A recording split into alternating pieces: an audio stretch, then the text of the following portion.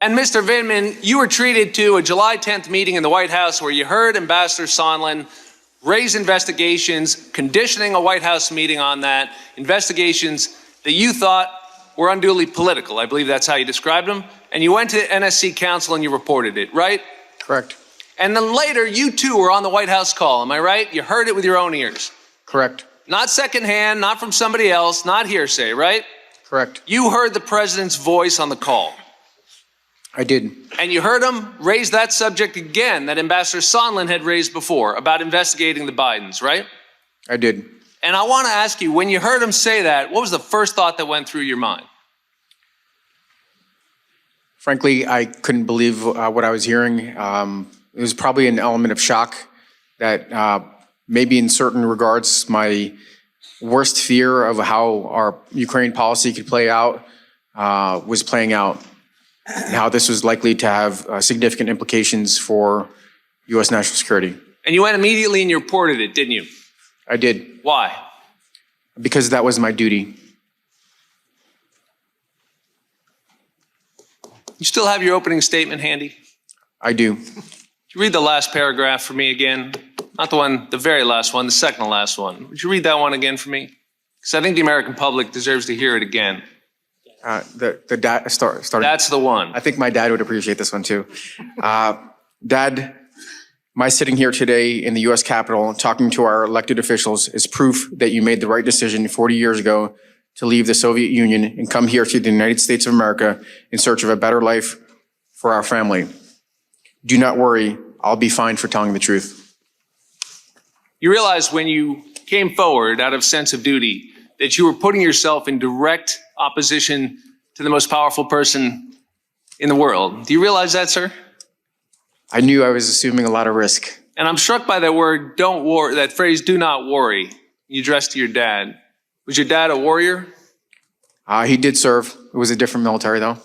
And he would have worried if you were putting yourself up against the President of the United States. Is that right? He deeply worried about it because in his context, there was the ultimate risk. And why do you have confidence that you can do that and tell your dad not to worry? Congressman, because this is America. This is the country I've served and defended, that all of my brothers have served, and here, right matters. Thank you, sir. Yield back. Hello, everyone. Hello, and welcome back. I'm your humble host, Bobby Jones, and in the effort to continue to bring you not only subject matter experts, but high quality leadership in those running for office, it's my absolute honor and pleasure to bring to you United States Senate candidate out of the great state of Florida, Alex Vindman. Some of you may remember that name because he was in the news a lot a few years ago, and we're going to get into that. But first, I just want to welcome Alex. Alex, thank you for showing up today. Hey, thanks. And I'm glad to be your humble guest and have this chat with you, Bobby. Let's get everybody to know a little bit about you because, yes, you had a very highly public moment in your life, but it was really the culmination of a journey and what I think is the ultimate American story. Can you give us a little bit about your background and how you wound up sitting here running for Senate? My family came to the U.S. in 1979. We were refugees from communism, from the Soviet Union, fleeing a political oppression, anti-Semitism, settled in New York. Not a strange story for the people of Florida here, especially with their experience with communism and socialism in both Cuba and Venezuela and other corners. And grew up in New York City, a New York City kid, public school systems, but with a deep recognition of the fact that America is a special place, with a desire to figure out how to serve and give back. And frankly, also, a high energy kid, late bloomer, recognizing that military service was actually a good thing for me, getting some of that structure, some of that discipline, to allow me to build some skills to succeed. So all of that allowed me to join the military after finishing university, 21 and a half years of military service. Immigrant roots, good, tough dad that was focused on instilling some hardworking ethics and values in us, and then a long military career that put me in a position of responsibility, and whether it was embassies in Ukraine, Russia, the Pentagon, where I authored the strategy for how do we contend with Russia, and then ultimately doing that job well, the White House, and that's where you mentioned I came into conflict with the president of the United States that looked to inject politics into our national security in a way that we'd never experienced before, trying to steal an election. And again, the great American story, but then had to stand on uniquely American principles. Can you tell us just a little bit your time in the Army? And, we gloss over a little bit. People just saw the uniform, but man, you earned the right to be in the White House. Can you talk a little bit about what your experience was like in uniform and how it affected you? I had an awesome military career. When in that moment where my career just went and crashed and burned, I was basically at the top of my field, having done jobs that were kind of absolutely unique. That took it took almost 20 years to get there. I was an infantryman in Korea for my first assignment with the 1st of the 506. That's the famous unit that was depicted in Stephen Ambrose's Band of Brothers. Served in different corners of the world, deployed to combat, ended up getting wounded in the big battle of Fallujah in 2004, in November 2004, by an Iranian-made roadside bomb. From there, based on my language abilities, I had to make a tough call about whether to continue to serve as an infantryman,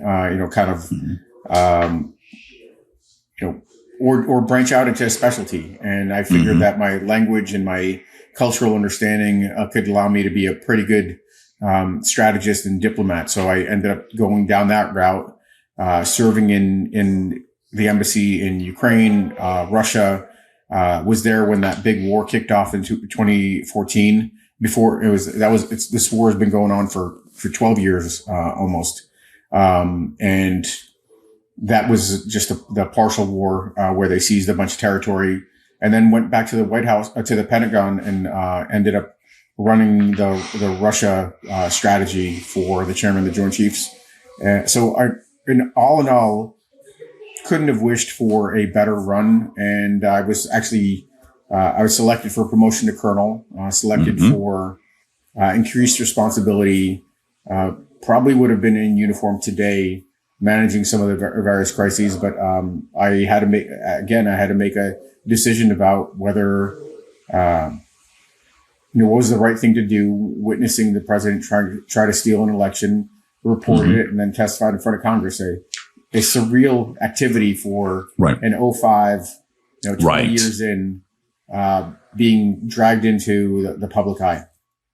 Let's talk a little bit about that. You won't have to go too deep, but just a little bit. What did you see, and what did you know was wrong, and why did you speak up? Yeah. It's interesting. I think I mentioned my dad instilling some values in us,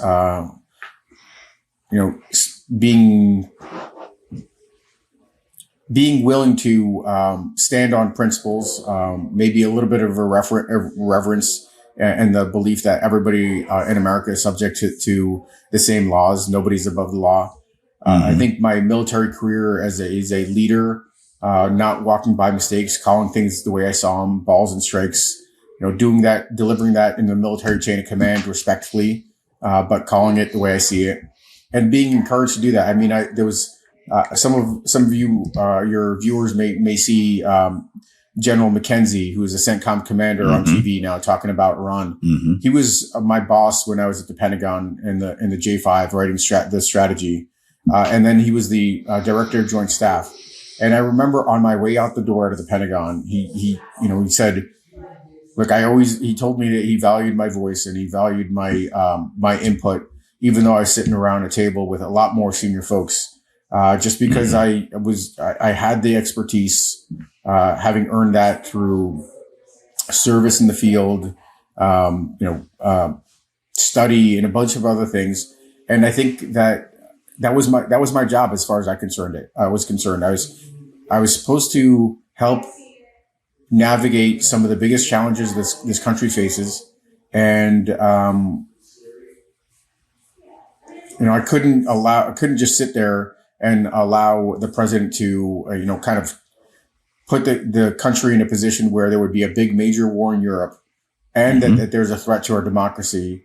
All that really came together in a way that made it impossible for me to, kind of keep my head down, shirk my responsibilities, and just do what I've always done, which is kind of speak up when I saw something didn't make a difference who it was. Mm-hmm.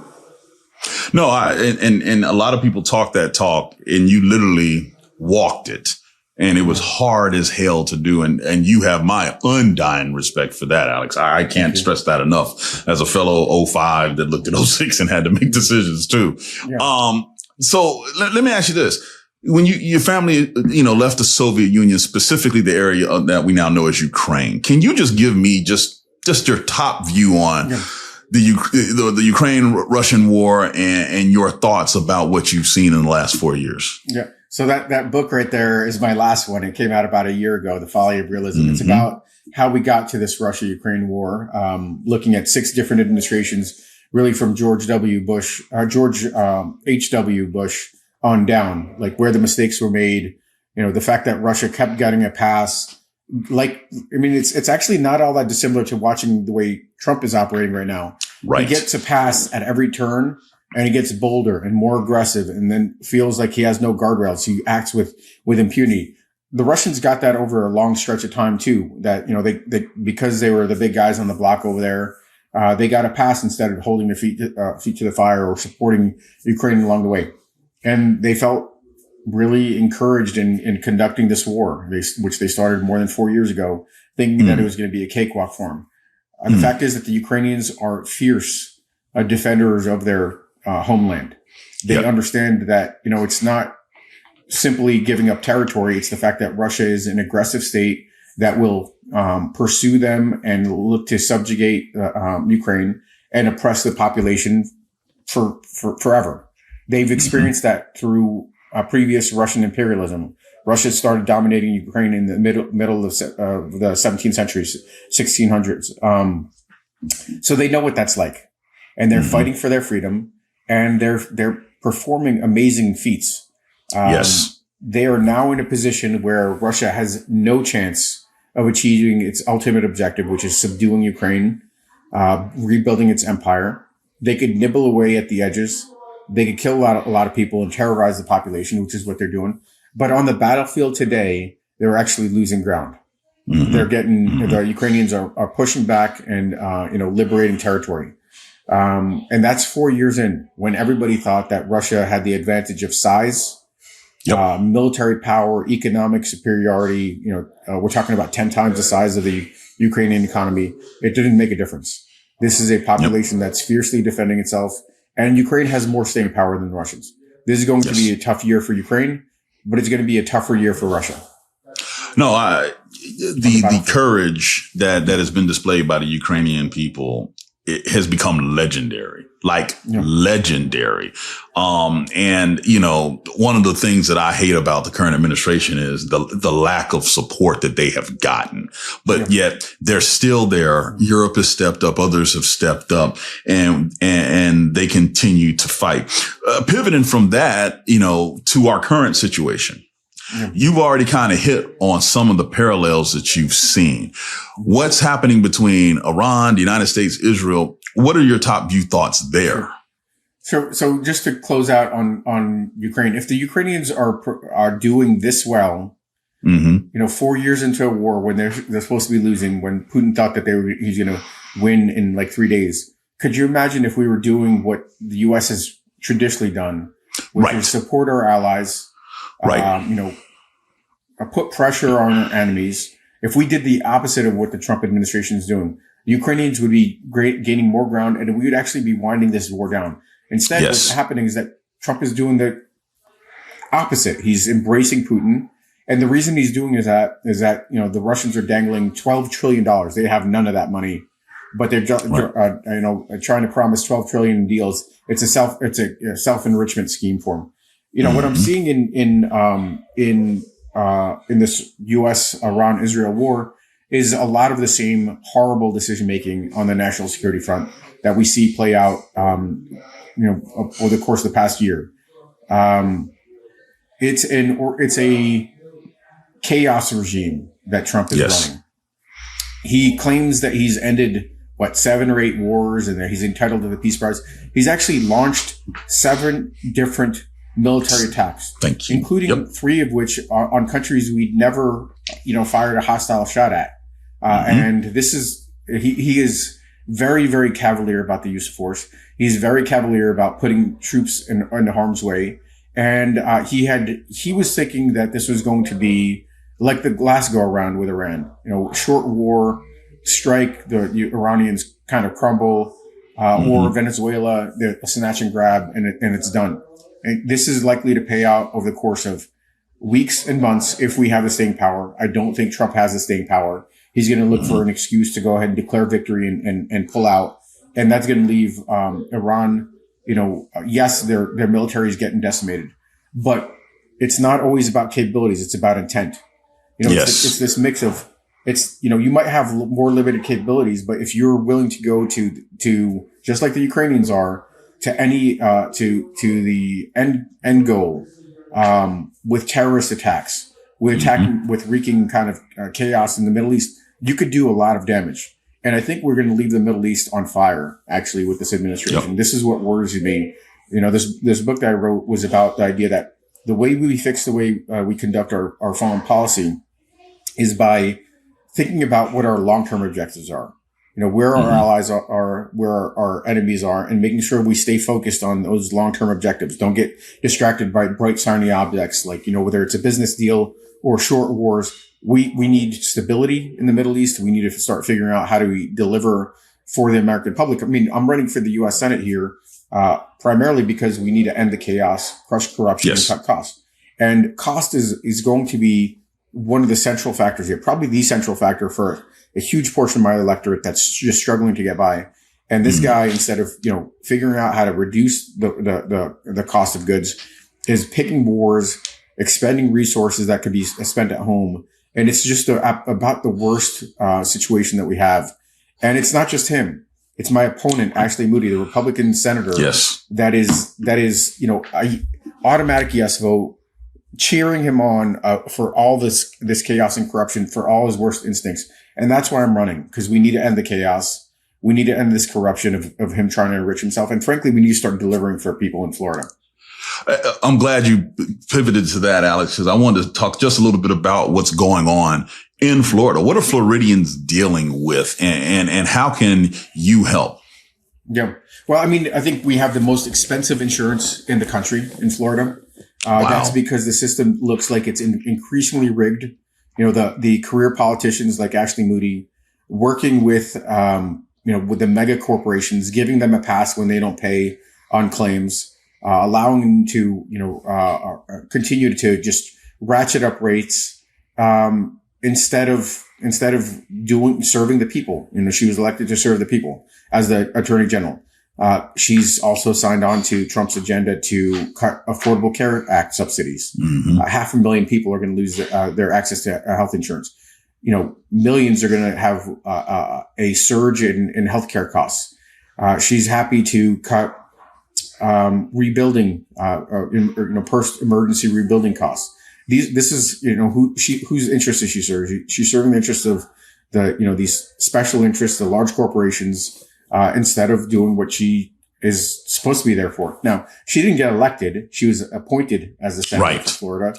So she's going to have to stand on that horrible record and explain why she's delivering for, a rigged system, against the people of Florida, why she's trading in stocks, benefiting on having access to information that only, senators get. This is her record, horrible record, low name recognition. And I think we've got a pretty awesome responsibility to turn the page and start delivering for the people of Florida. Alex, I can't tell you enough how proud I am to have worn the uniform with you. Ladies and gentlemen, you're talking about a man that is the American story, immigrant background, combat vet that literally gave blood for this country. He sacrificed his career for this country, and he continues to serve because the oath he took has no expiration date, as we say. So, I'm very honored to have you on. Ladies and gentlemen, please go to his website, donate. It's in the description. But Alex, I'll leave you with the final word. Anything you want to say as we sign off? Yeah, I just want to say thank you for your support. I think veterans, more than anybody else, understand, that we're in a crisis, and it's not an opportunity to sit on the sidelines, stay comfortable, stay fat, dumb, and happy. There is no expiration date for service. It's time to pitch back in, for me, for all the veterans out there to get active in their community and continue to deliver for the country the way we have when we wore the uniform. And I really am proud to be entrusted with the confidence of folks that are coming to the team, pitching in, so that we could completely change the direction this country is headed in, and put us back on the course of an American dream and kind of a brighter future for our families and for our children. And there you have it, ladies and gentlemen. U.S. Senator candidate Alex Vindman, former Army veteran and a man who stood on business when it was hardest to do so. Thank you for your time today, Alex. Thank you. Thanks. I'm looking forward to the next time. Love this video? Support independent media and unlock exclusive content, ad-free videos, and custom emojis by becoming a paid member of our YouTube channel today. You can also gift memberships to others. Let's keep growing together.